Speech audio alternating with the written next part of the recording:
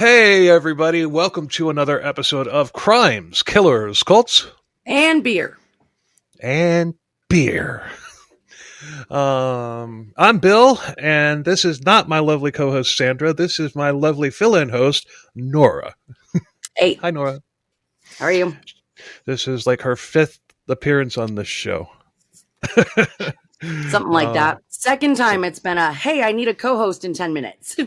Yeah. I like those ones. She's never let me down. But she was on for the troubled teen industry episodes that we did, as well as a couple others. And we're not going to talk too much about that because that's not what she's not really doing that anymore. She's kind of sick of it. And, yeah, I got burnt out. Yeah, that's understandable. But last night I did an interview with the very first Faith Assembly survivor that I've ever had on the show, other than myself. That's really exciting. Yeah, it was pretty cool. It started off as an interview, but it kind of turned into a discussion. Yeah. but I'm not sure which one will come out first, whether it's this one or the interview. It'll probably be the interview because I haven't done a features episode in a long time. So I'm excited to hear it. But the guy was good. You know, he had never done anything like that before. He found my 2 episodes and he made a comment, thanking me for doing them on YouTube. And I messaged him back. I said, "Hey, you want to come on?" So I gave him the email address and he emailed me. We talked on the phone. I said, "Yeah." So he's like, "So when do you want to do it?" I said, "How about now?" Nice. He said, "Okay." So we did it completely off the cuff. He was, you could tell that he wasn't necessarily, he wasn't used to doing something like that, but he was fine. There's always, you got to start somewhere. Yep. Same thing with me, especially when you're talking about traumatic stuff. And I've noticed that you have made quite a number of connections with other people who were in Faith Assembly. But none of them have come on the show though. That was the first one. Yeah, which surprisingly, awesome. I've had cult survivors from other cults on, but never one from the one that I was raised in. That's an exciting first for sure. That was really cool. So tell everybody what you're up to now, Nora. So I actually got involved with my local music scene in Salt Lake because I was looking for a therapist to help me with the troubled teen industry stuff. And after having over 100 local therapists give me some version of those places work, you just didn't do the work. I connected with Jake Segura, the frontman of a band called Citizen Soldier. And he invited me to a show that they were playing. It was September 18th, 2023. That was my first local show. And since then, I've gone to, I think I'm probably close to 200 local shows now. I've seen local bands in 6 other states. I run SLC Rock Renaissance now. It's on Instagram, Facebook, YouTube, where it's basically an online publication covering our local music scene, as well as some artists who are touring artists who just have a strong connection here. We've got a number of those that have family here or consistently come back here just because they like playing. And you do a podcast too, right? So I'm working on that. I'm kind of helping other people with their projects at this point. But I'm putting together an outline for a podcast. I've started doing some interviews here and there. I've got one tomorrow with Neil Middleton from Royal Bliss, which is going to be exciting. Oh, cool. He's kind of like our local, like our biggest local rock star. But yeah, I'm starting to incorporate interviews. I've just been putting them on YouTube now, but I'm trying to organize that into a more formal podcast kind of setup. That's cool. You're kind of following in my footsteps because a lot of people don't know that my first exposure into this type of thing was a heavy metal, indie metal show. Mm-hmm. Well, it was comedy. The first hour was just like what you would hear on like a radio, an FM morning show or whatever, and then like back and forth banter kind of stuff. Yeah, and then the second part was we would bring in a local, a band and interview them and stuff like that. And, Yeah, that's kind of what I'm doing. I'm just doing interviews for right now. They're just kind of standalone. To get myself back into that. I was the number 3 talker on that because I put the show together and I was also the producer. So I was actually the number 3 talker. And if you go back, it's so cringe listening to myself on those old episodes. It's just I've come a long way. So I got involved in podcasts because it was at the time called Surviving Abuse Podcast. And I think that might have been how you found me, is because I was doing TTI stuff with them. I was doing more like social media management, graphic design, that kind of stuff, marketing for that podcast, which oddly enough, we've come full circle and I'm doing that again, except now you're in the big chair. It's for a brand new podcast called The Vinyl Road with Brad Stewart from Saliva. He was also in Shine Down and Fuel, and Jason Bailey, big name radio host and podcaster from Florida. I have what was his name? Jason Bailey. He has the Bailey Show podcast, and then his other ones are Honey, I Raised the Kids, and then The Vinyl Road with Brad Stewart. I think I've heard of The Vinyl Road. It's a brand new one. Maybe not. They're going to be releasing their 8th episode on Friday. But it's an awesome podcast. It talks a lot about like their memories, their stories of kind of like the mainstream music industry, the ups and downs of all of that. What rock and roll life is about. And it's a lot of fun. Those two are really fun to listen to, and I enjoy it. But I run a fan group called the Vinyl Roadies on Facebook for them. That's cool. We're at almost 500 members. When we get to 500 members, I'm going to do a giveaway with merch and stuff. But yeah, it's like I'm doing the same thing for their podcast as I used to for that one. And it's fun. But for SLC Rock Renaissance, it started with some photography that Citizen Soldier really liked. And I just continued that. And then Jake offered me an interview, which I have up on my Substack, which everything is under SLC Rock Renaissance. If anybody wants to find any of it, it's on like every platform. Oh, very cool. So anyway, hashtag, but we digress. No.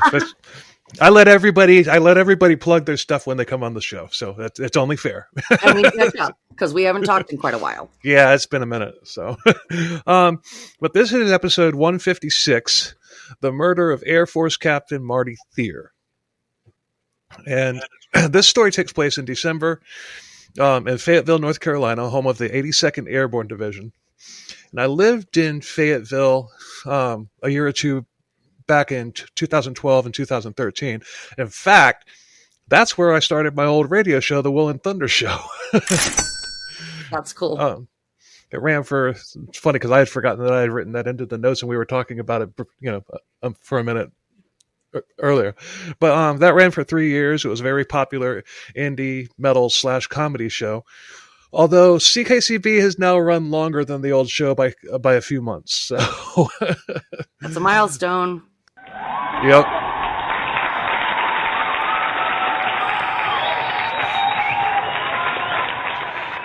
But I had heard about this story when I lived there, even 12, 13 years later, because this story had become a very local, infamous story that got told to every new person who moved to town.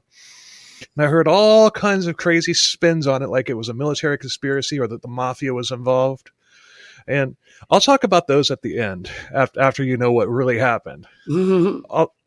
Although the real story does take a pretty crazy twist on its own. I mean, I don't understand why these people felt the need to embellish this story and make things that didn't happen, because the story by itself is what really happened is crazy enough.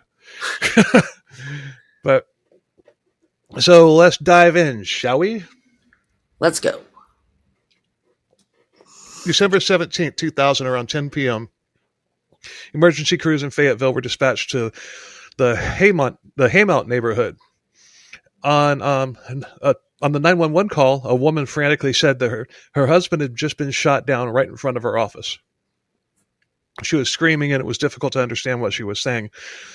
The police and ambulance got there within 3 minutes, but the man had already died. It looked like the man was a victim of an armed robbery gone bad, but as the investigation proceeded, it became obvious that this was not just a robbery case gone bad. And it seems like that's the case, doesn't it? Like, armed robberies do go wrong, but it seems like more often than not, that's not the case, Right. I don't know. Well, look, knowing the case and interestingly enough, I have been a military spouse myself since 2011. My daughter's dad is still active duty Air Force, and I was with him from 2011 to 2016. And then my current husband, we've been together since 2016. Did you live in Fayetteville? No. Oh, okay. He's actually that would have been cool because if you had, we would have been living there around the same time. Yeah.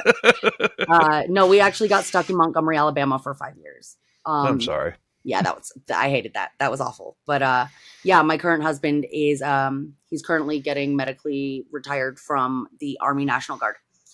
So yeah, I've done both the Air Force spouse thing and the Army spouse thing, which this case involves kind of both. Oh, that's cool. You were the right choice to fill in for this episode because of your military background. I can definitely speak to that side of like, it's not easy and it takes a special kind of person to be able to succeed, I guess, in a relationship and maintain one where your spouse is gone for long periods of time on a regular basis. Right.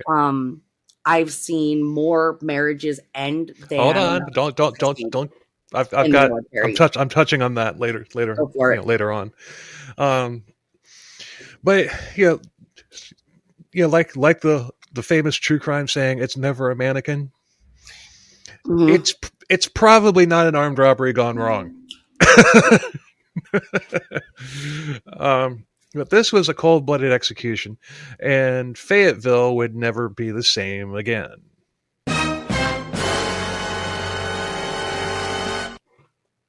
Sources for this are the documentary Sins and Secrets, Season 2, Episode 3, simply called Fayetteville, WRALnews.com, and a little bit of wiki. We've used this documentary on a couple episodes before. Episode 98, The Murder of Sandy Razzo, Dalia DiPolito, which is number 90, and 87, which is Bernie Teed. All three of those episodes were awesome episodes, so I expect the same out of this one. But no, it really is a really good documentary. But Fayetteville has always been associated with the military. When it was founded, it was named after the French General Marquis de Lafayette. It's not Lafayette, it's Lafayette. He served with George Washington in the Revolutionary War and was a decorated war hero of the United States. It was also a key location in the Civil War. Union General Sherman had occupied the city, but Confederates seized the Union arsenal from them in a rare defeat of Sherman. If I had gotten History Goon to come on here, he probably would have elaborated a lot more on that. But yeah, he's probably been on more episodes of this show than anybody, unless they were an actual member of the show. But in modern times, it hosts Fort Bragg and the 82nd Airborne, like I said before. And Fort Bragg is actually one of the largest military posts in the world at over 250 square miles. It also hosts Pope Army Airfield, which that's what it was at the time, or it was Pope Air Force Base at the time, but now it's Pope Army Airfield. But it also hosts the Army Special Forces Unit as well. Mm-hmm. Not surprisingly, the military is king in that city, and patriotism is always on high display there. I've lived there. I know these things. Yeah. And it tends to be kind of similar in a lot of, especially southern, like military-based towns. Montgomery was kind of similar to that too. There was a strong sense of patriotism kind of throughout the city. Yeah, well, you got, the 82nd Airborne is one of the most famous divisions in all of in U.S. history. And one of the most prolific. Yeah. Right. Them and the 101st are pretty much neck and neck. So. Fayetteville had been a peaceful city since the draft had been abolished in 1973. But prior to that, after Vietnam, thousands of disgruntled soldiers flooded Fayetteville. Some had drug problems and others had PTSD and others had both. Downtown Fayetteville was nicknamed Vietnam, and it had a high crime rate. And I remember hearing about that, hearing it called Vietnam. People still called it Vietnam. I'm like, why? They told me. But after the draft went away, things calmed down. And stayed that way until this story.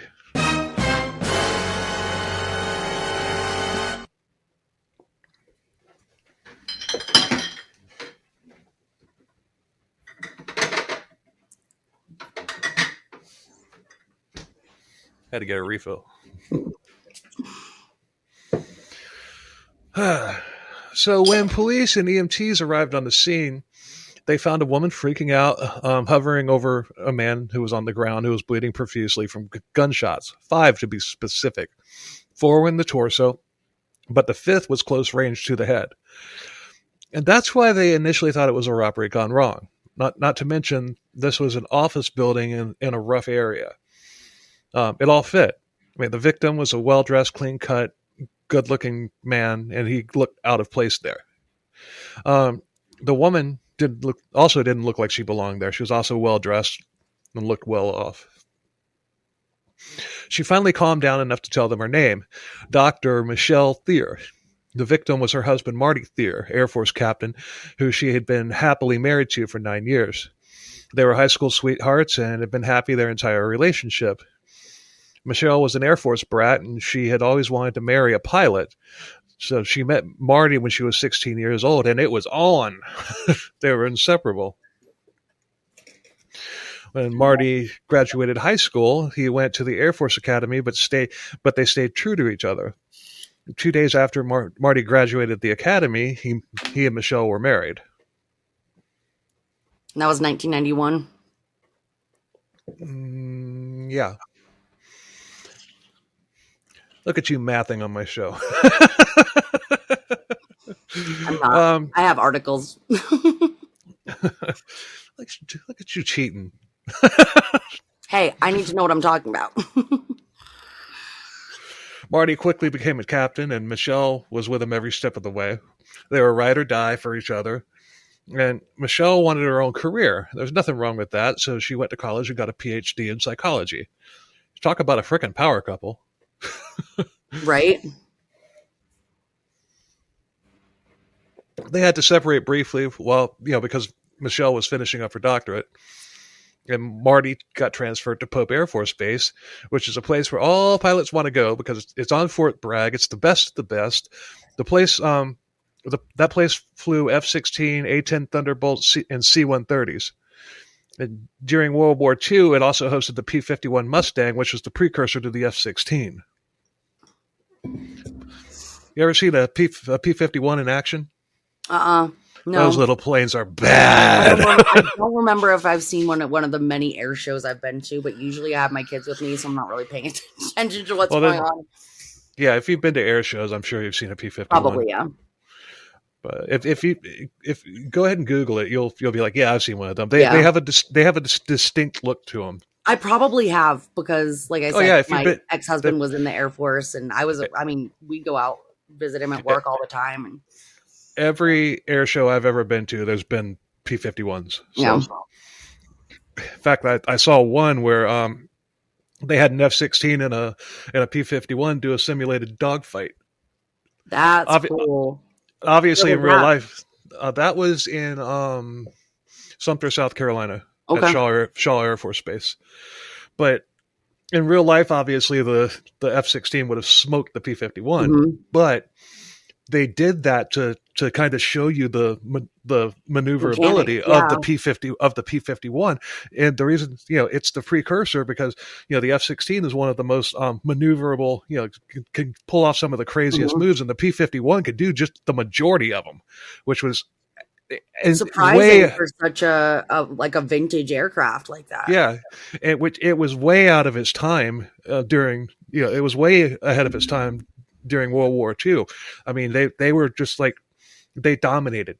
And I don't know too much about that, but I mean, I can imagine that that we're still using some of the technology that was used back then in that aircraft, or that aircraft taught our mechanics a whole hell of a lot to make it better. Yeah. Well, obviously, like I said, an F-16 is going to smoke a P-51. Yeah. But what they did is they were announcing what they were doing over the PA system. It's like they were like, okay, the F-16 is going to do this maneuver, and they kind of explained it, and then the F-16 did it, and they're like, now watch this, and the P-51 did the exact same thing. It's like, holy crap! An aircraft from 50 years before can keep with something modern.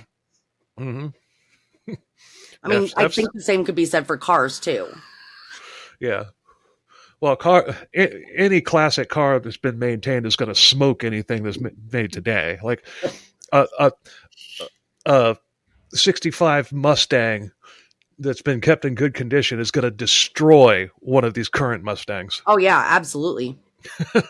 I mean, maybe in a side-by-side race it might not, but anything else as far as like maneuvers and stuff like that, the 65 is going to win every freaking time.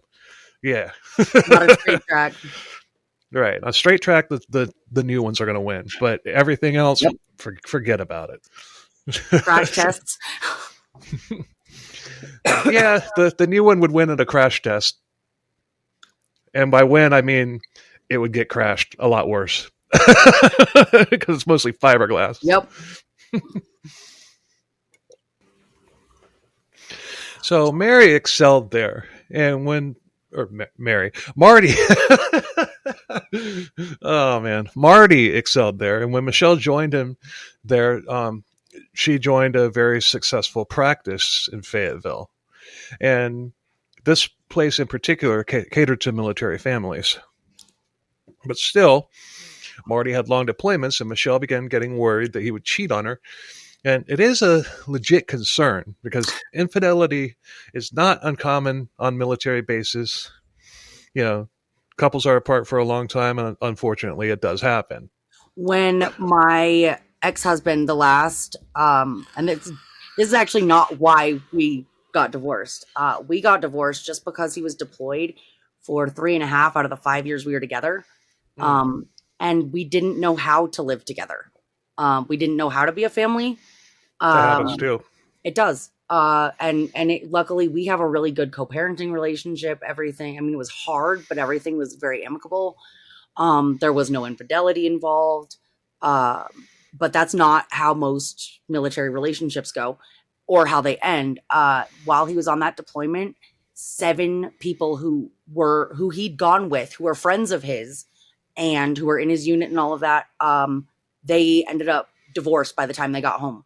Well, I'm going to touch on that here in a minute. Like I said, don't get ahead. It's incredibly common. I've got things that I've witnessed firsthand that I'm going to talk about. But she developed the idea in her head that Marty had cheated on her, but he hadn't. But Michelle didn't believe him.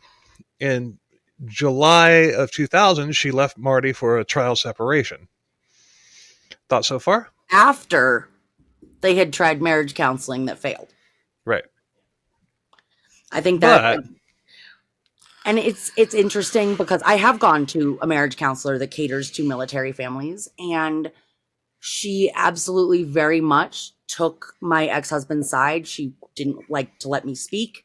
Every time he said something, she'd agree with it. And every time I said something, she had something to say about my past trauma. And it was not a conducive atmosphere for healthy counseling, period. Right. Because that was not a neutral mediator. That was somebody who is kind of trained to take the military member's side. I don't know what the case was for Marty and Michelle, but having kind of experienced that could be one reason why it failed, and not just because they didn't want to do it. Right. But they did reconcile, and Michelle moved back home. They decided that they were meant to each other, and things went back to normal. So they say.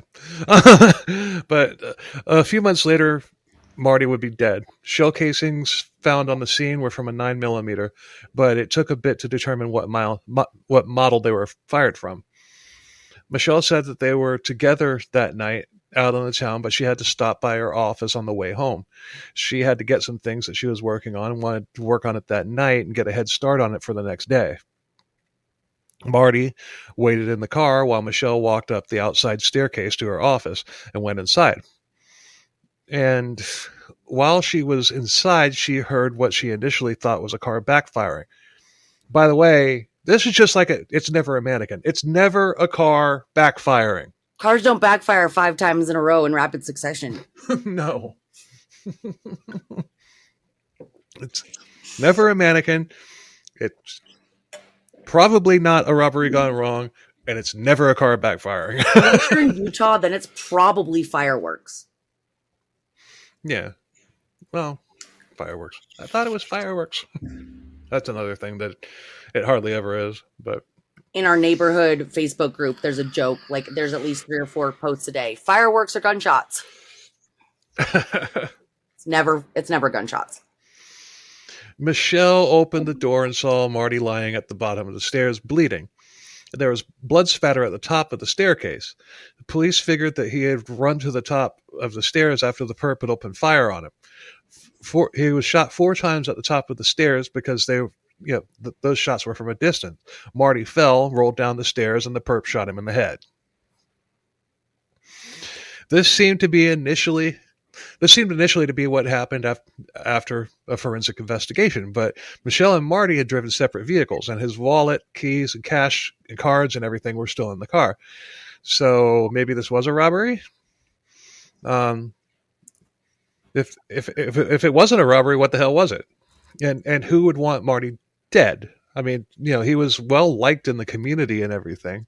Well, you know what they say about murders.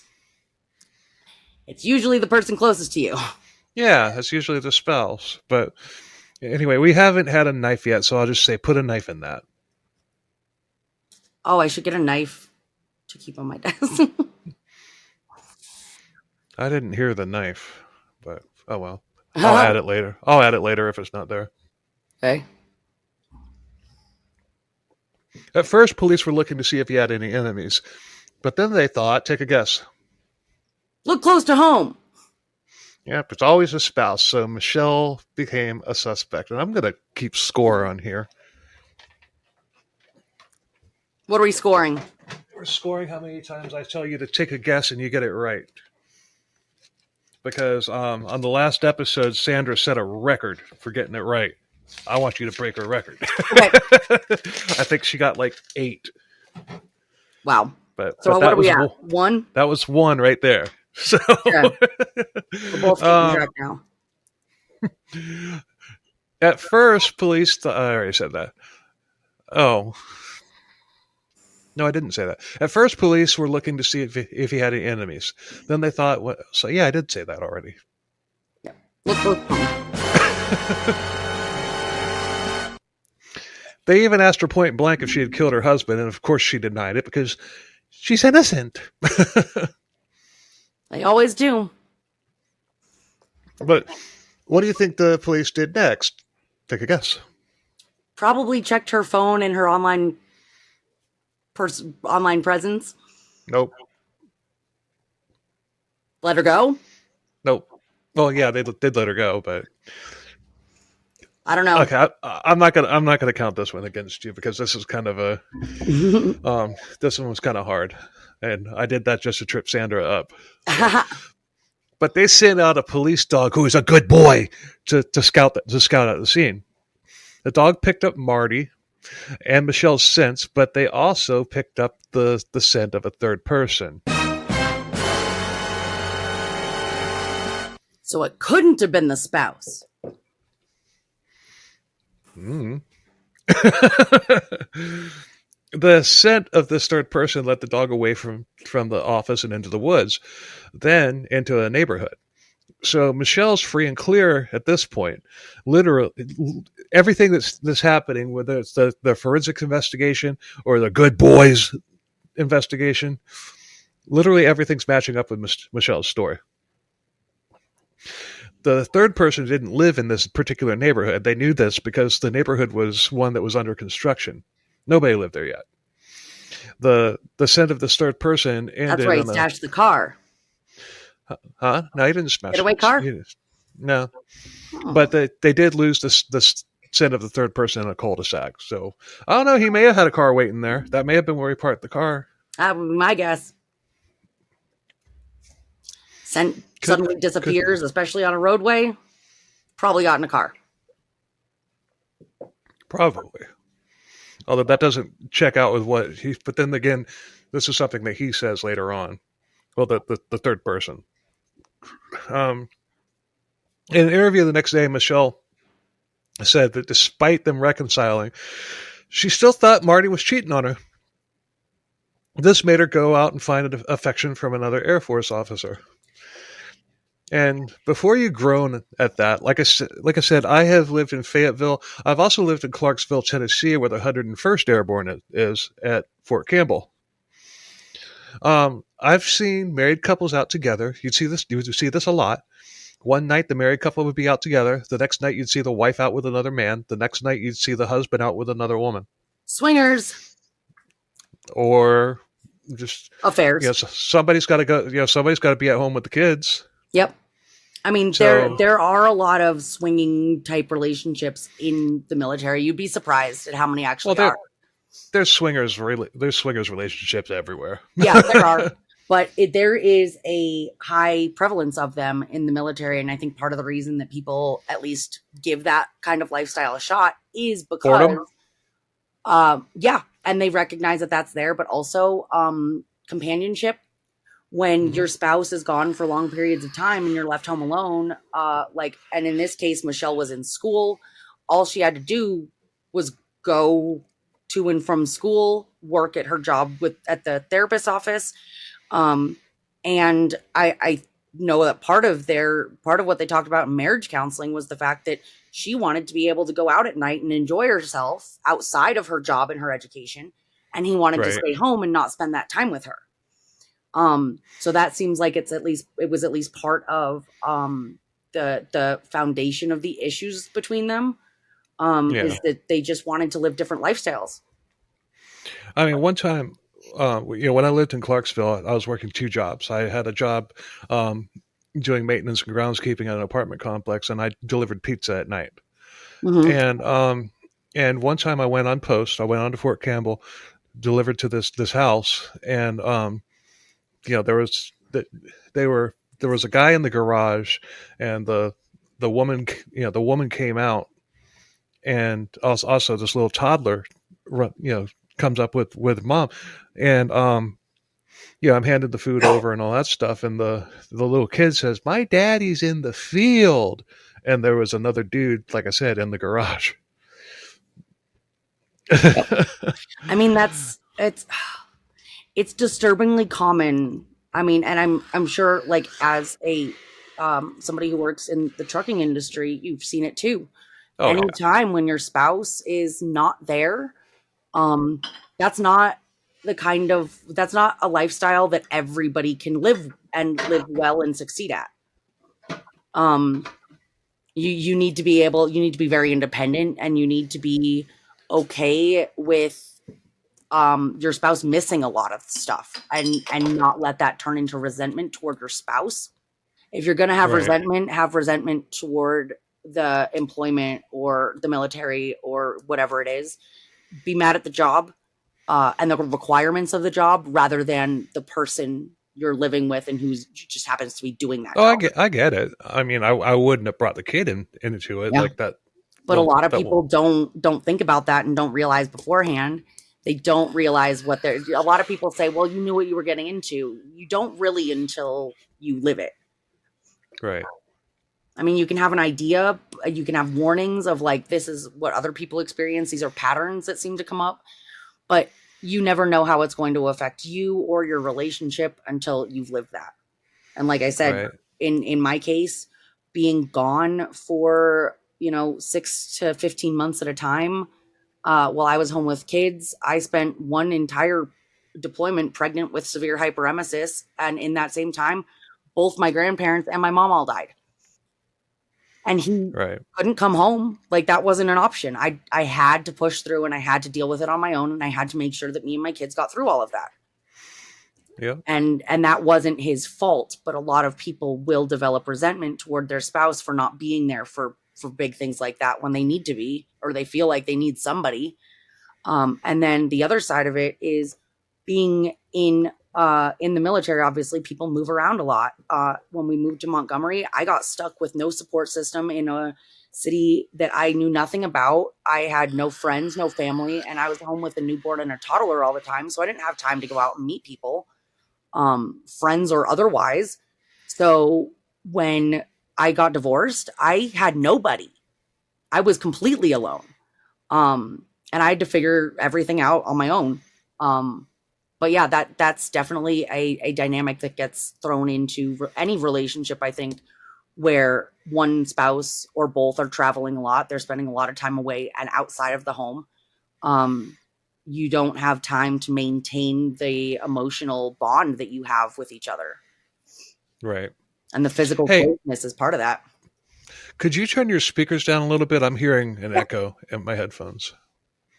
How's that? But Is that better? check. Check. Perfect. Okay. Yeah, that's Cool. Yeah, I was hearing myself coming through the speakers. So, cool. So, but yeah, that being away from your spouse, not having that physical companionship, obviously, in a lot of cases, people go outside of the marriage to get that need met. yeah.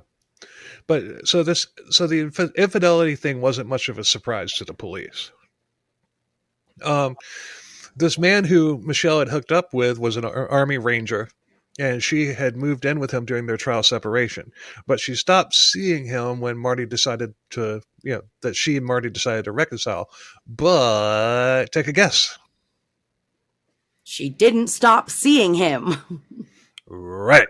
That's 2.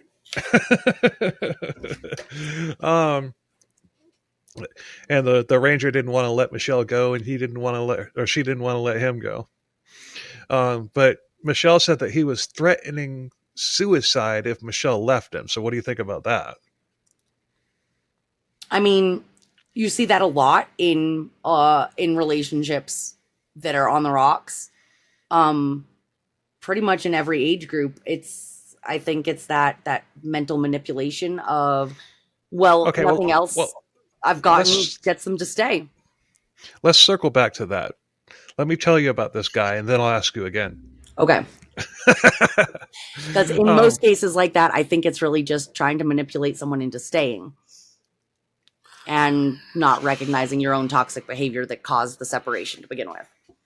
Yeah, put a knife in that. Police tried to get the name of this ranger, and Michelle gave it up. It was Sergeant John Diamond. John Diamond was a decorated soldier, but he was also married. But he was the type that I mentioned a minute ago. He married a woman, cheated on her, divorced her, married the woman that he had cheated on with his first wife, or married the woman that he had cheated on his first wife with, but that came with an understanding that he could still sow his wild oats. Wife number 2 was okay with that. If you do it to one, you're going to do it to the rest. Mm-hmm. So Diamond was a badass, and you don't get that title by accident. You get that title by being a stone cold badass. He had skills in hand-to-hand combat, commando tactics. He was a black belt in several different martial arts. He's not somebody that you want to fuck with. No. But he was also heavily skilled in something else. Take a guess. Marksmanship. Yep, he was a sniper. Not to mention, he was also a crack shot with a handgun. That's 3. Go ahead and say it right now. Just say, I'm coming for you, Sandra. I'm coming for you, Sandra.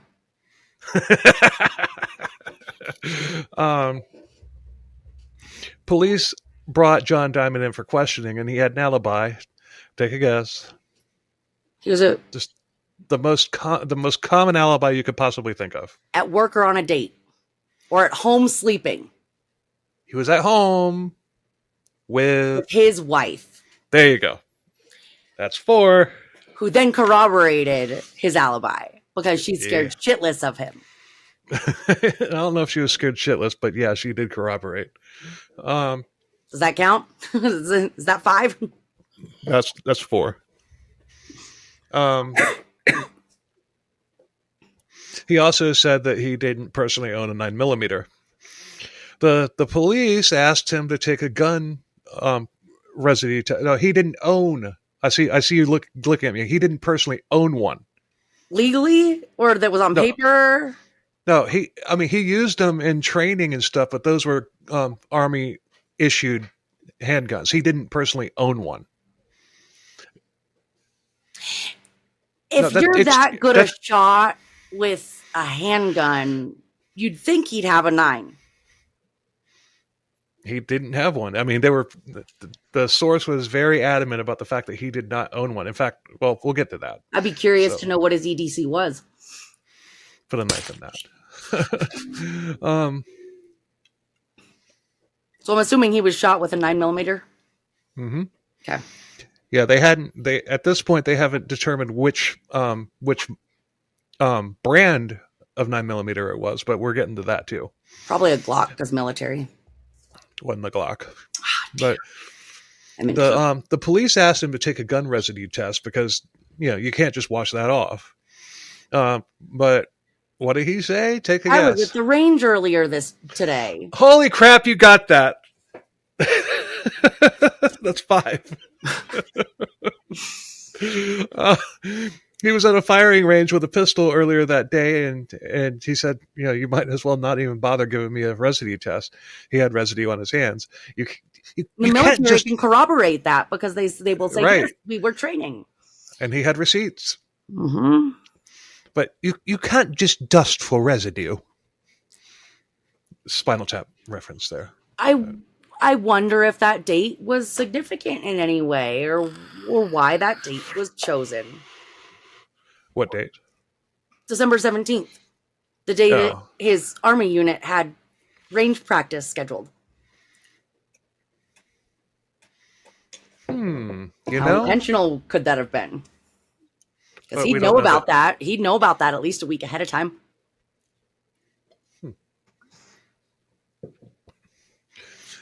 But there's no way to tell what gun any type of residue came from. It's just residue.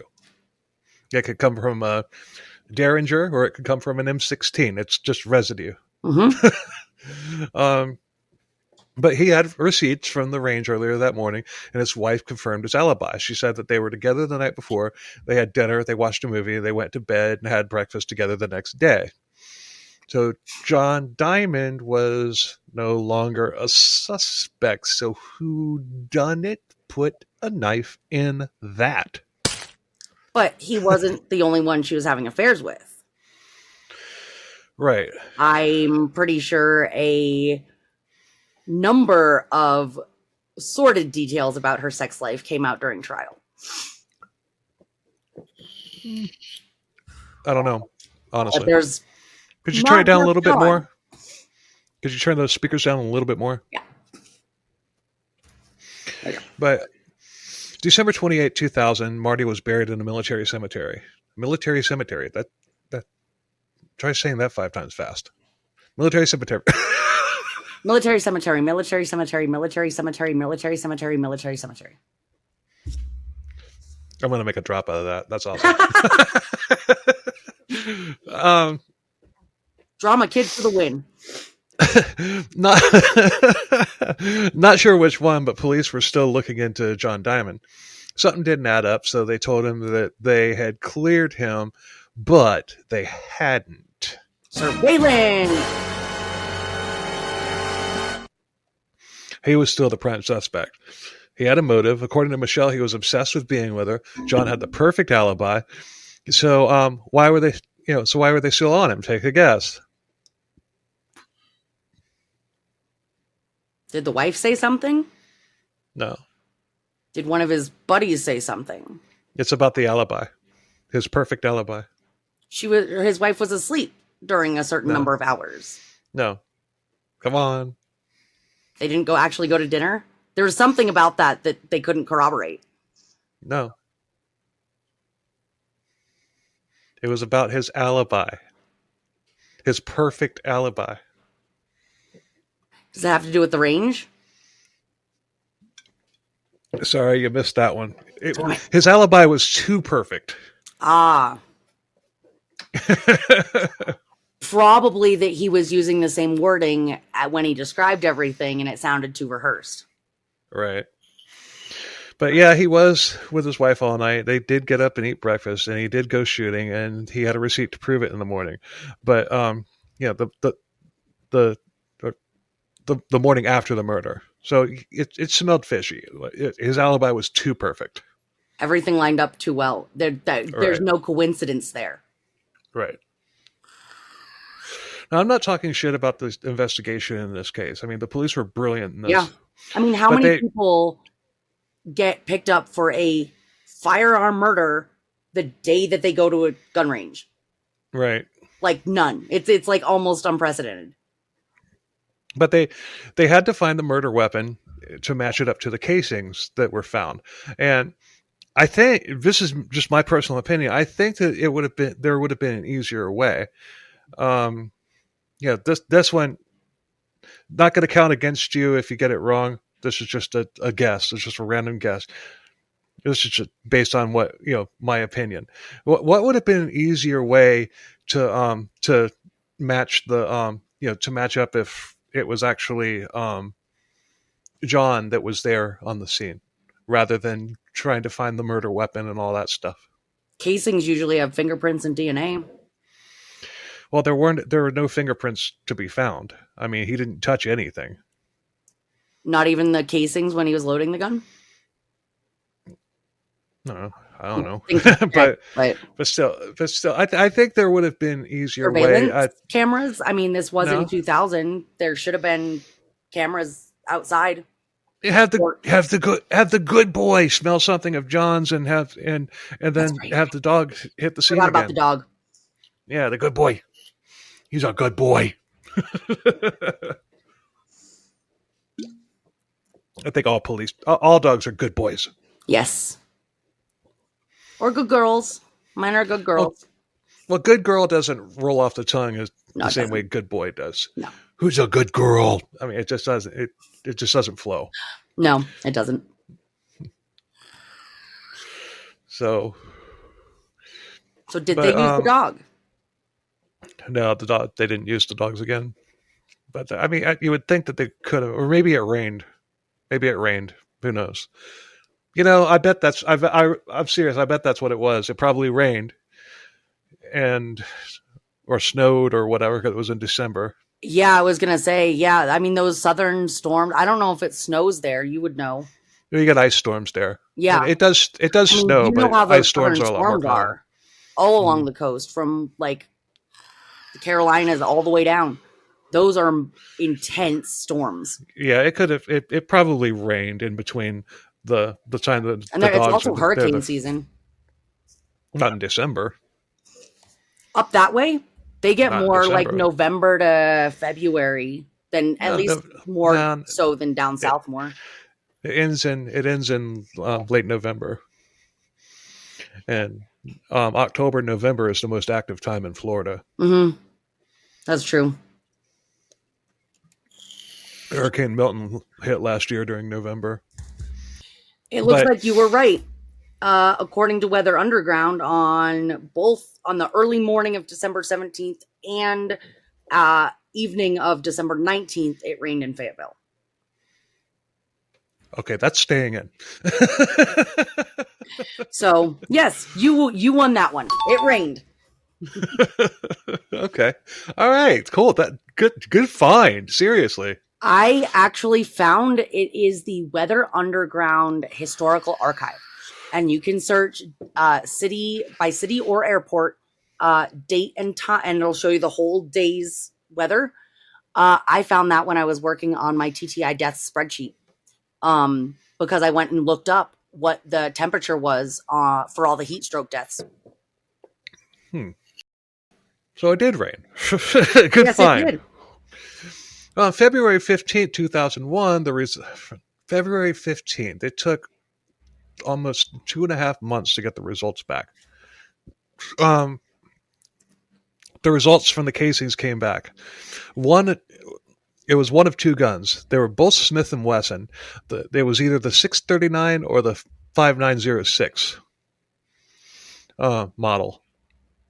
What police began? What make was it? Smith & Wesson. I'm partial. Police began interviewing everybody who knew John, but interviews confirmed John's story about him not owning a 9mm. I mean, he probably had like a 45 or a 357 or something like that, but he for whatever reason didn't have a 9. But which friend did he borrow it from? We're getting there. Earlier that day at the range. Everybody, it was before that. But everybody who was interviewed all said that John wasn't the type who would kill a fellow officer. He, like Marty, was a very good soldier who came through the ranks quickly and earned every promotion and medal that he got. But those are two different branches, and there's right. But still, the loyalty doesn't carry over the same way it would if it was the same branch. So, well, but still, a soldier's not going to carry. A soldier's not going to kill an airman. An airman's not going to kill a marine. A marine's not going to kill a sailor. I mean, it just without reason or motive, right? But or mystery. Peyton Donald, another officer who really went to bat for John. They were friends and they had served together in Panama. But Peyton Donald told the police that he did in fact own a Smith & Wesson 5906.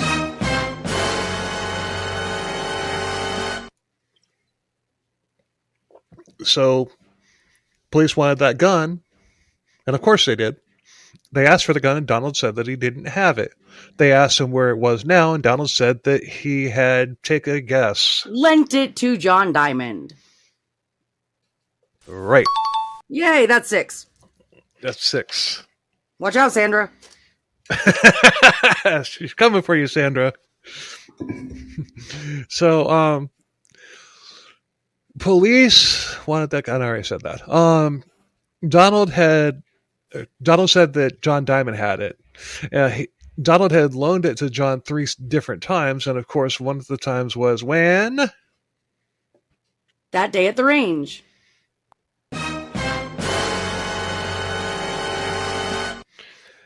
That's 7. Well, it wasn't at the range, but before the murder. They demanded that Peyton Donald get the gun back from John, and so Donald contacted John, and he told Diamond the Fayetteville police wanted to test the gun and he needed it back. I lost it. How? Stolen. From? His car. That's another one. Okay, Sandra, we're tied. I think I can't remember exactly how. I'll have to go back into that episode at the end and listen and let you know. But I got a feeling you're going to smash her record. Oh yeah, I will. And I'm going to rub it in too. And I'll do it on the next episode I record with her. I love it.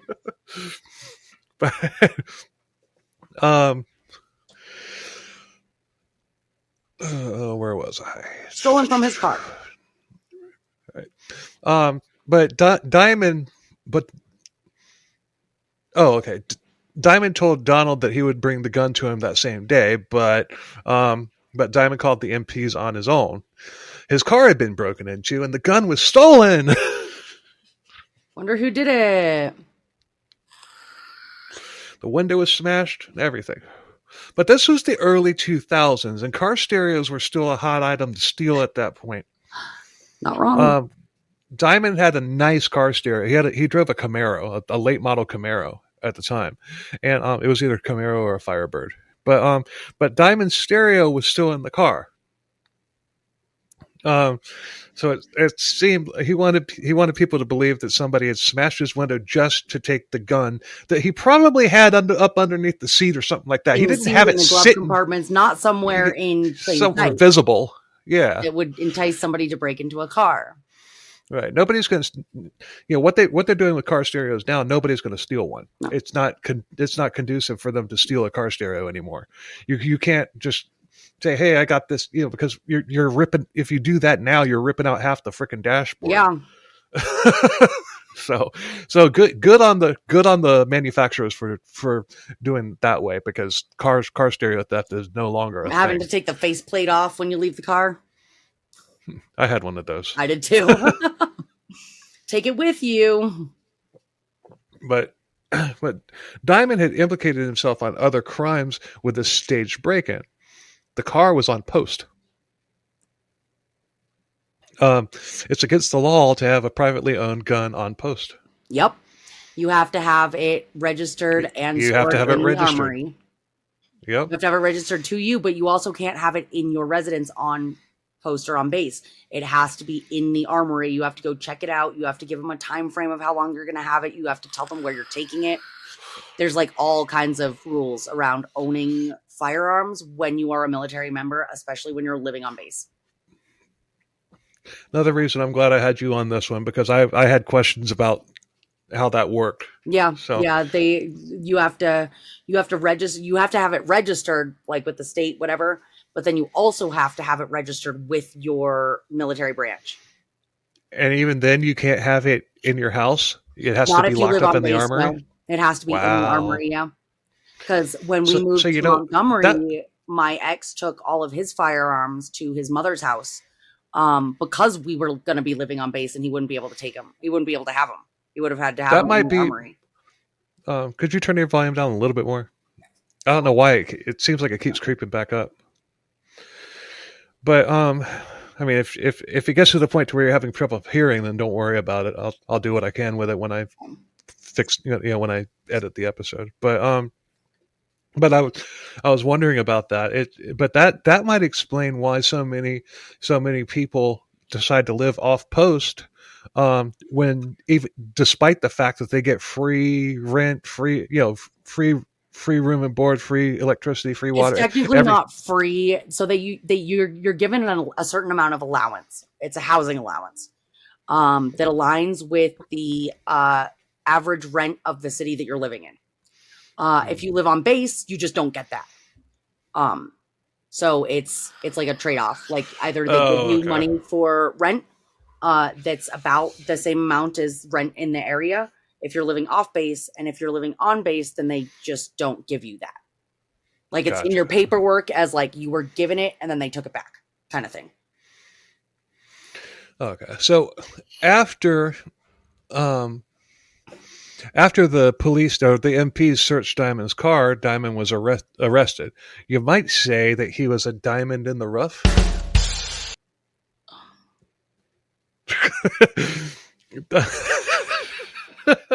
A diamond in Leavenworth? Diamond was interrogated about the gun and about the murder of Marty Theer, and he pled the fifth.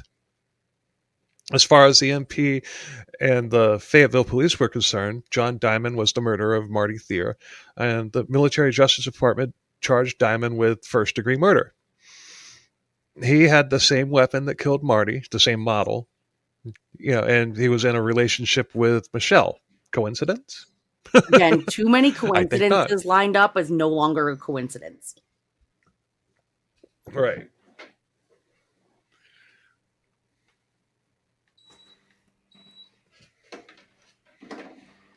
Air conditioner was freezing me. But John Diamond wasn't going to go down with a fight. And he had an ace of diamonds up his sleeve that would shift the blame to somebody else.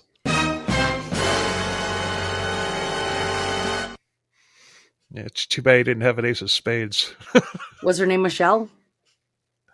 Of course it is, but suspend disbelief for right now. Meanwhile, this goes back to what you were saying. Meanwhile, sentiments between the Air Force and Army were becoming biased. Each branch was taking sides because what everybody sees is an Army soldier who allegedly killed an Air Force captain. Michelle Theer was holding to her story and even accepting blame, saying that if she hadn't messed around with John Diamond, her beloved husband would still be alive. That's why she pulled the he was obsessed with her story. Right.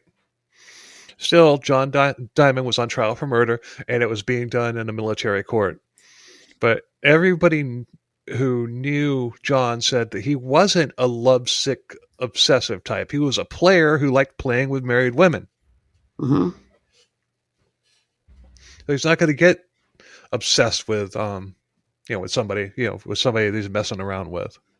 One thing psychologically that I've learned about serial cheaters is it's not so much that they want the physical benefits that come from the cheating. It's the rush they get from breaking, from doing something wrong. Like Deep Purple says, it's not the kill, it's the thrill of the chase. Yes. And so when, say, he gets divorced or she gets divorced and they're looking at marriage, it's no longer fun anymore. Yeah, exactly. And I think we get to that later on in the have your cake and notes. eat it too kind of thing. Right. So the defense's main strategy was pointed at the fact that Marty Theer had been shot 5 times. John Diamond was a sniper and a marksman with both rifles and pistols. He would have only needed 1 bullet, especially from that short of a distance. But the prosecution said that was part of Diamond's plan to deflect attention away from him. That's what I was going to say. But I'm not a marksman, but I am a guitar player. And it's not easy to intentionally screw up a guitar solo.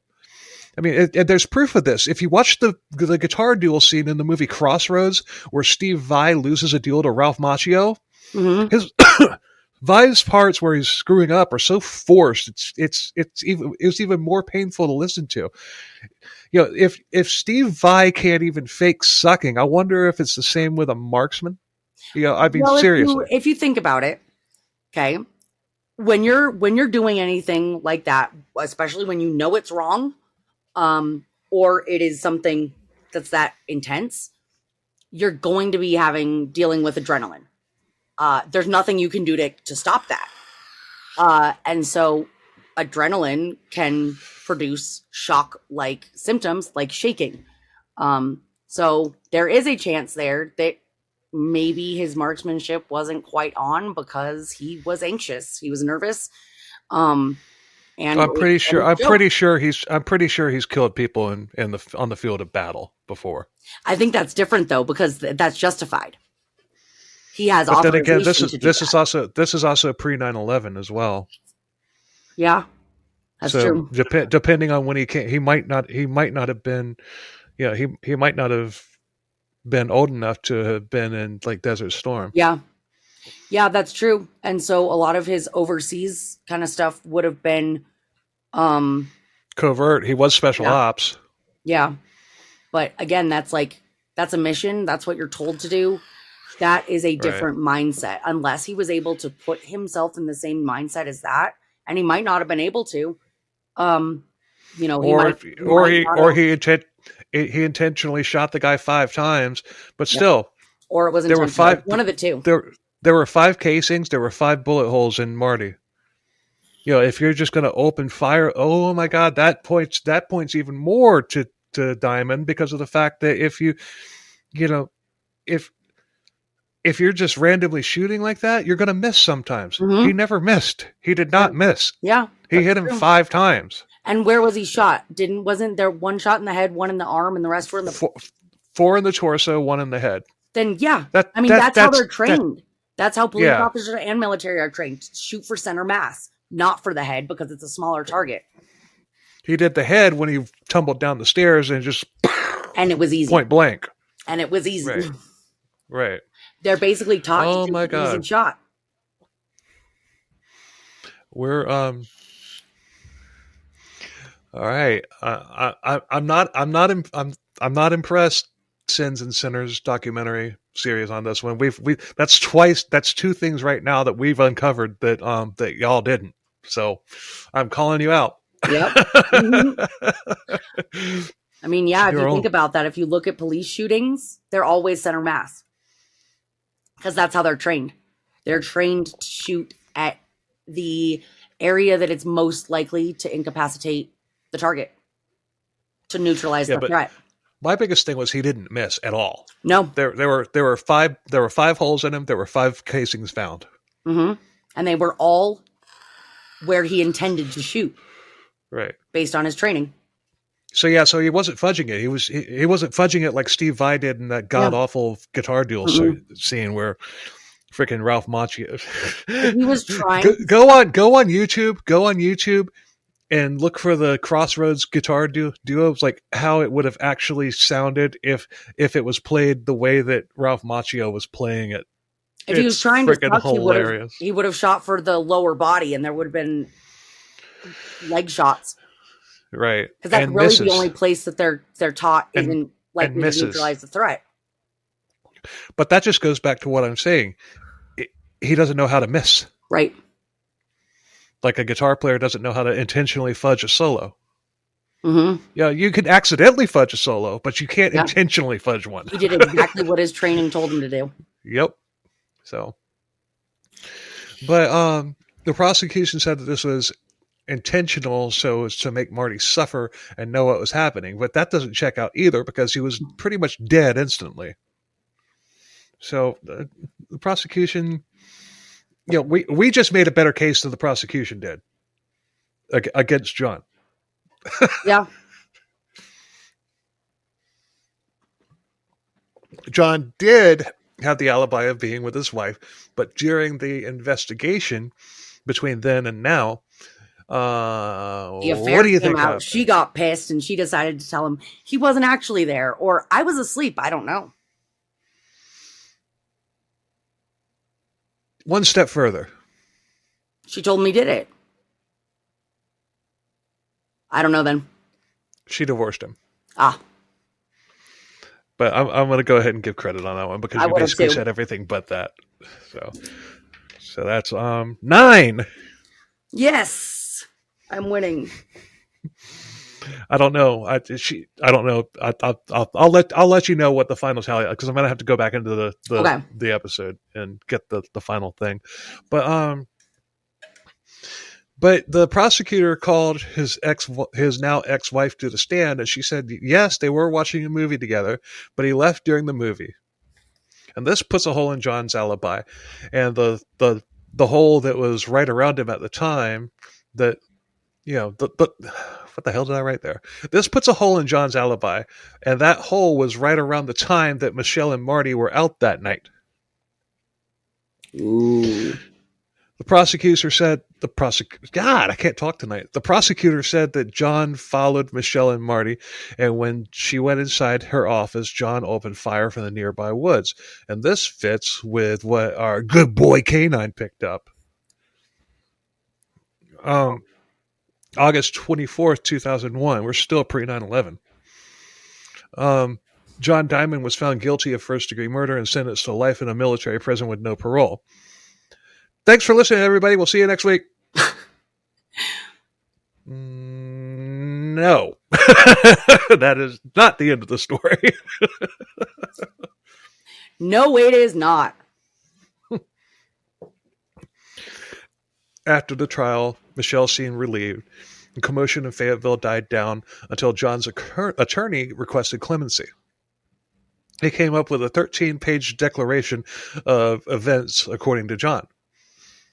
This is John's confession. In early December of 2000, one of John's mistresses, Michelle Theer, who he had been having an affair with for several months, called him asking if she could borrow a pistol from him. She said that she was scared of her husband and needed protection from him. John gave her the gun that she had borrowed from Peyton Donald. She asked John to meet her at her office on December 17th around 11 p.m. for a rendezvous. John got there just before 11. I think at the beginning of this episode I said 10. Okay. Mm-hmm. But just before 11 o'clock, John got there and parked across the street. Now this, I mean, I'm not saying that your theory about about he had the car parked in the cul-de-sac is wrong, because this is just what he's saying. Mm-hmm. It probably was parked in the cul-de-sac. That's probably why they lost the scent. Mm-hmm. That's almost always why they lose the scent, because a vehicle was involved. Right. So then Michelle and Marty pulled up in separate vehicles. John was confused, but suddenly he heard gunshots and he hit the ground out of instinct. He got up and went around the corner and saw Michelle standing over Marty with the gun in her hand. Why was he even there? Well, he was there to get some nookie. But why would she? This is John. This is John's. Well, that's why he said he was confused. Yeah, this is just John's story. Is he saying that that's her setup? That's how she's going to blame him?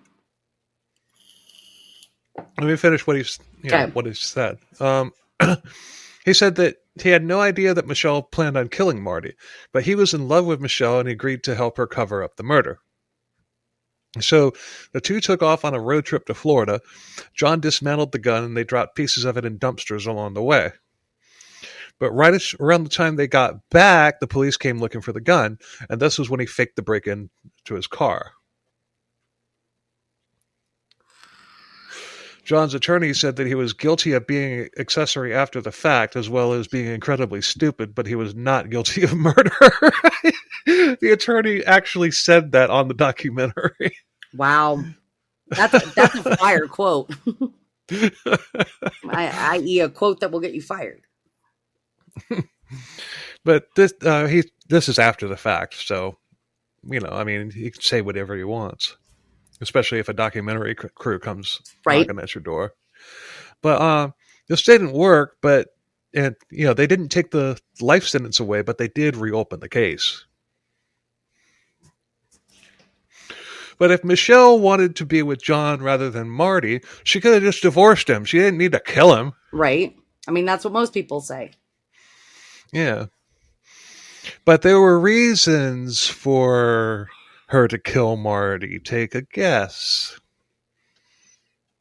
Her reasons or legit reasons? She had reasons for wanting to take Marty out. Insurance. Got it. That's 10. Sweet. Yep, that's where I'm at too. But Marty's life insurance policy. Are we sure? And was this a private insurance policy, or is this the policy that you can get through the military? I'm getting to that right now. Okay. This was a private. This is an insurance policy that he had taken out on himself, on his own. But so there was the $500,000, not to mention all of the military benefits. Yeah, I was going to say that's at least another $200,000. Yeah. So yeah, when I said, she had 500,000 reasons, she actually had about 750,000 reasons. Yeah, I'm pretty sure the policy that my husband has through the military, he can get, I think it starts at 200,000, and then you can increase it, and there's certain brackets, you have to have served a certain amount of time to. They were a power couple. They were a power couple. He had probably maxed it out for everything that he could. She had a doctorate in psychology. She was making more than he was. Right, but she's but still, if he's a captain in the Air Force, he's still not. He's not making grunt money. Nope. He's making good money. So yeah, she made more, but still. So, but he probably maxed out everything that he could get through the military. So we're probably talking over $1 million here. Oh, easy, yeah. And then on top of that, there's medical benefits, there's health insurance benefits, there's spousal benefits that you get long term after a spouse dies, especially if they're still in service. Yeah. And it's more so for active duty than it is for guard or reserve. So, yeah. So the initial trial had been through the military, but now Michelle was charged with murder by Fayetteville. On May 21st, 2002, Fayetteville PD went to arrest her they had a warrant, but Michelle was sneaky.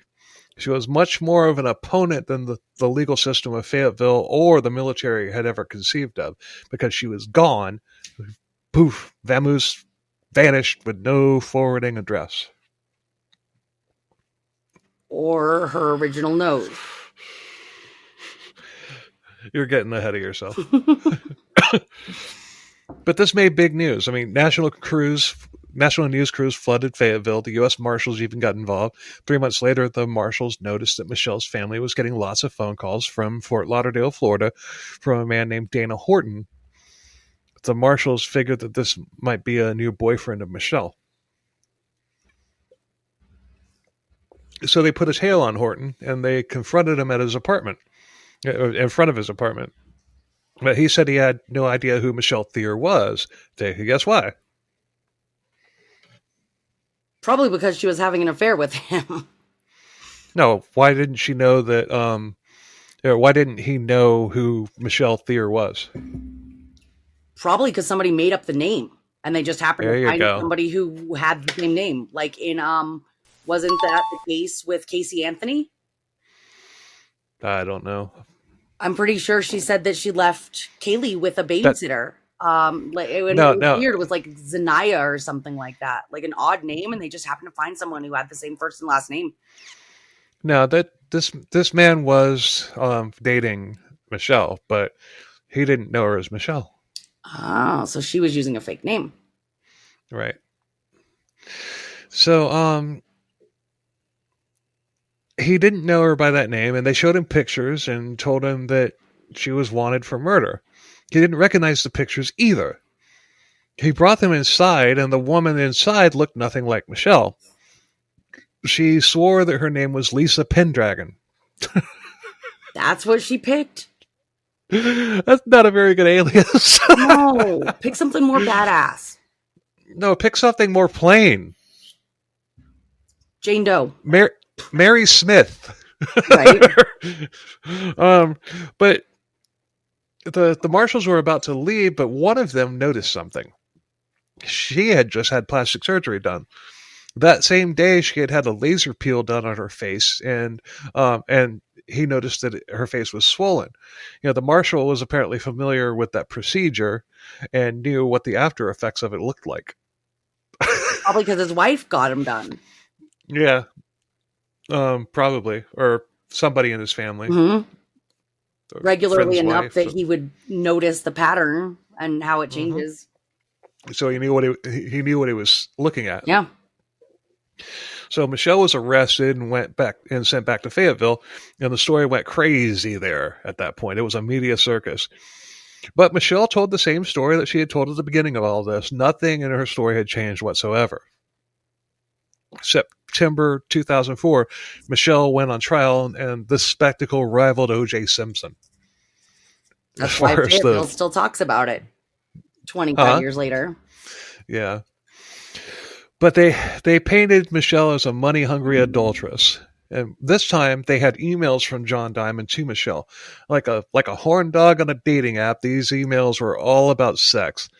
But they also said how much he cared for her, and he was in love with her. He worshipped the ground that she walked on, although he likely would have thrown her to the curb like he ultimately did with all the other women that he was, quote, in love with. I mean, he kind of did when he said she's the one who shot him. Right. I was just there. But the emails actually supported Michelle's story, though. There was nothing in them from either party indicating that Michelle wanted Marty dead. But why would she run, take on an alias, and get plastic surgery? She said that was because everybody in Fayetteville was labeling her as a black widow and adulteress, and she just had to get away to get a fresh start.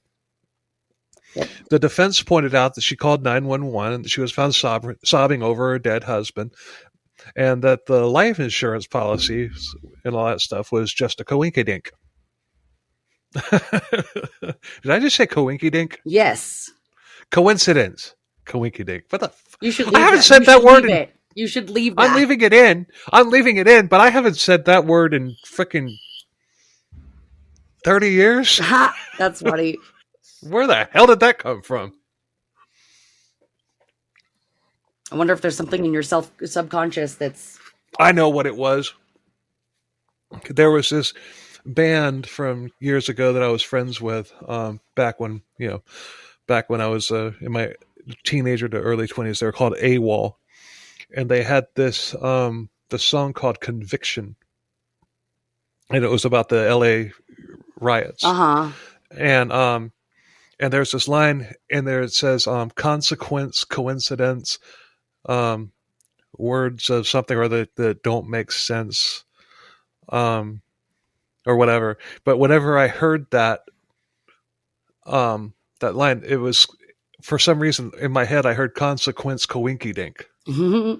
With vocals, that could make sense, especially if they were like heavier.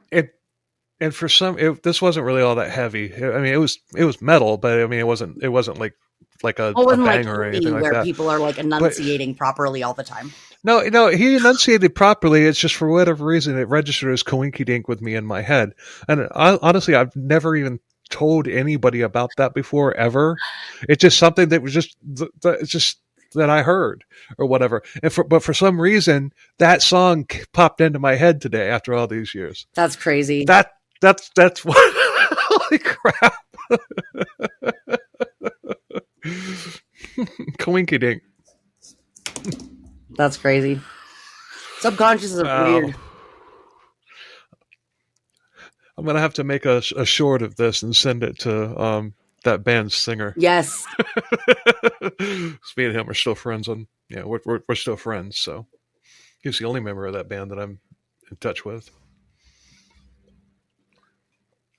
But the prosecution countered, saying that if John oh my God.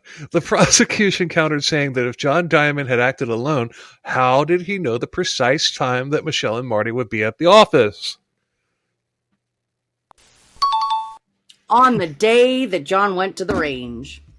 Right. Exactly. One coincidence is a coincidence. Two is maybe a coinkydink. Yes, I love it.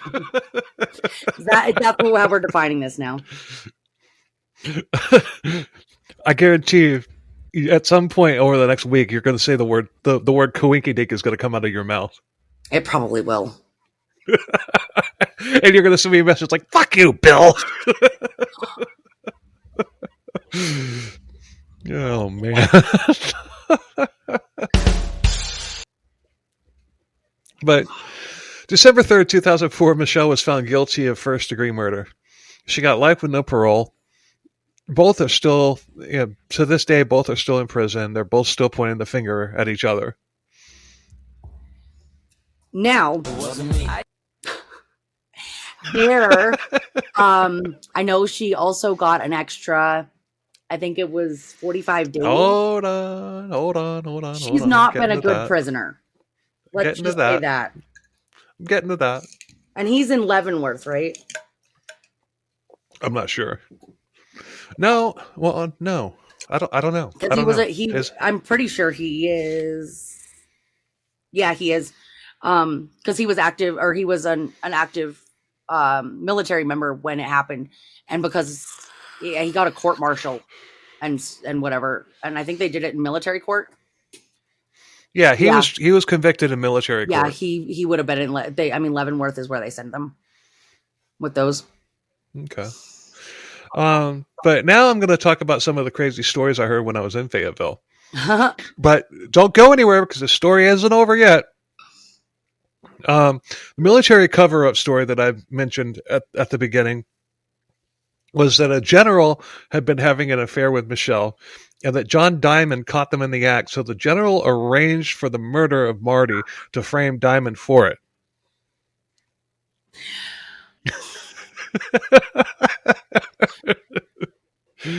That's a lot of people to coordinate. Right. Why would he shoot someone in the army? This doesn't make sense. No. But if that were the case, I'm sure Tom Cruise and Jack Nicholson would have made a movie about this case. They would have done it better. Yeah. The mafia aspect was that John Diamond was a mafia hitman on the side, and that a hit had been put out on Marty and Michelle. But he fell in love with Michelle, and he couldn't take her out. And that's why she fled and got the plastic surgery.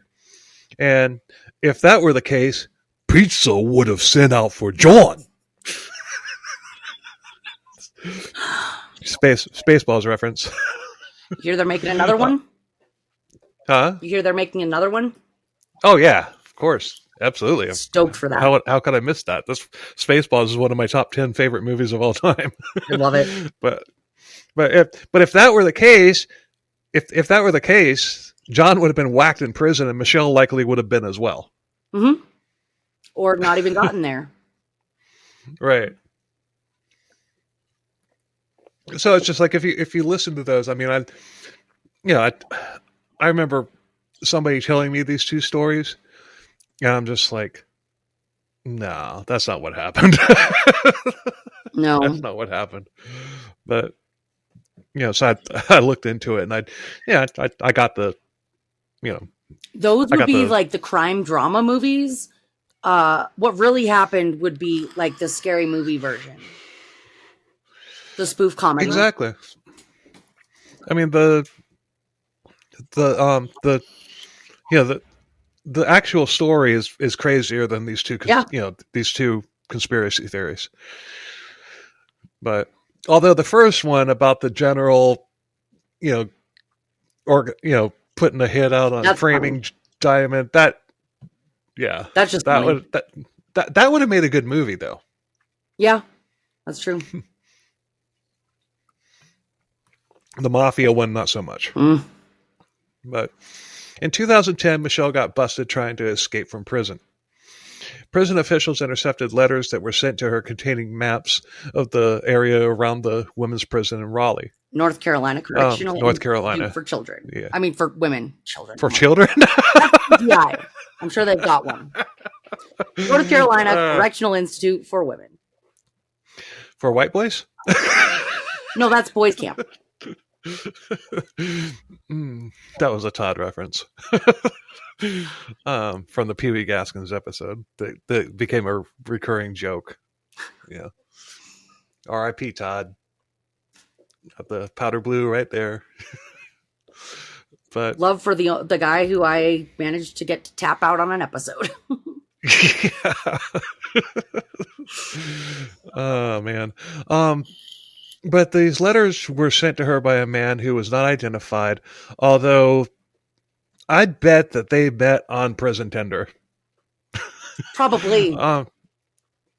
But Michelle hasn't been the best of an inmate either. She's had over 11 infractions for disobeying orders, unauthorized phone use, abusive mail, specifically the maps, and having very vulgar vocabulary. So,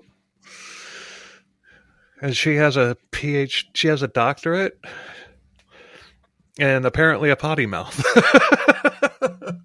She looks like she would. Oh yeah. She did not do herself any favors at all with that plastic surgery. I mean, because prior to the plastic surgery, she was a good-looking woman. Better, I'd say better than after, which is almost always the case. Her haircut didn't do her any justice either. To be entirely honest, she looked more like her husband after the plastic surgery. I mean, it said that she was they did find documentation on web searches on how to steal an identity. Was she trying to steal her dead husband's identity? But you're not getting away with murder these days, period. So don't even try. I mean, it's just not going to happen. You may get away with it for a while, but ultimately you're going to get back. You're going to get caught. That's you're going to get they got. No longer need someone to commit 3 murders to consider them a serial killer. They can identify the patterns from 1. No, it's still 3. Technically, it is, yeah. But in a lot of cases, you see people getting arrested at like 1 or 2. And they say, yeah, this likely would have happened again. They would have been a serial killer if we hadn't caught him this quick. Oh, sure. For sure. But you are 11-1. Yes. I do think that is a new record. Yay. But like I said, I have to verify. We are the champions. Oh, Sandra bites the dust.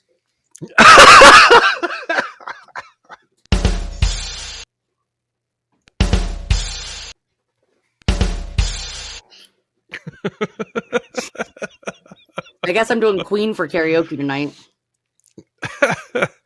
That's 11 o'clock here, but oh man, that was. I say all the things everybody is thinking. This did. Well, I think at the end of the last episode that Sandra was on, I think that the "We Are the Champions" thing came out too, because she had taken down Todd and Paul. That's funny. Yeah, I think.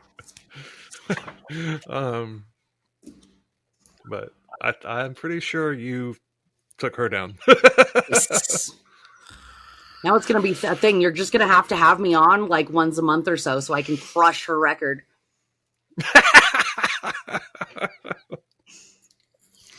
No, I'm not. I mean, she didn't just out of the blue say, "Hey, I can't do it." No, something drastic happened at the last. I mean, I'm not going to get into her business, but I mean, something drastic happened at the last minute, and she's like, "I'm sorry, I can't do it. This is going on." She told me what happened, and that's fine. I get it. I mean, shit happens, and I'm happy to fill in for her, especially if it's something that needs her attention.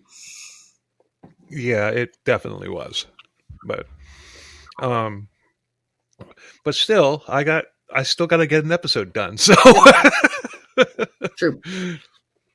But anyway, thanks a lot for listening. We appreciate the hell out of it.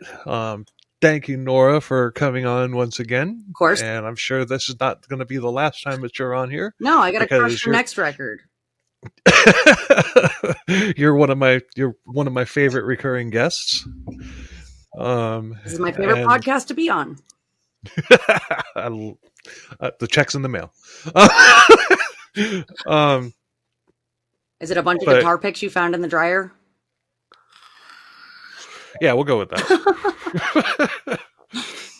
A couple of them might have the word "dick" written on it with a Sharpie. I need to keep some of those. Yeah, that's the only type of dick pic that I send. My favorite kind. Oh man. If you like us, tell a friend. If you hate us, tell an enemy. And until next time, later. The audio listeners can't hear you wave. Oh. See you guys.